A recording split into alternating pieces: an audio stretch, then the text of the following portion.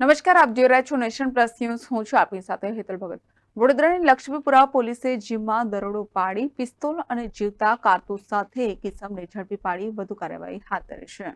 વડોદરાની લક્ષ્મીપુરા પોલીસને બાતમી મળી હતી કે કૃણાલ 4 રસ્તા પાસે સિગ્નેટ પ્લાઝામાં આવેલ જીમમાં એક ઇસમના લોકરમાં પિસ્તોલ અને જીવતા કારતૂસ હોવાની બાતમી મળી હતી. પોલીસે જીમમાં રેડ કરતા સુખવિન્દર સિંઘ નામના ઇસમના લોકરમાં તપાસ કરતા એક પ્લાસ્ટિકની થેલીમાંથી ગેરકાયદેસર પિસ્તોલ તથા 6 જીવતા કારતૂસ મળી આવ્યા હતા.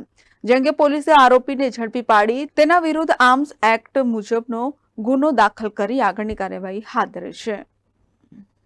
Bureau report, nation plus news, Vadodara.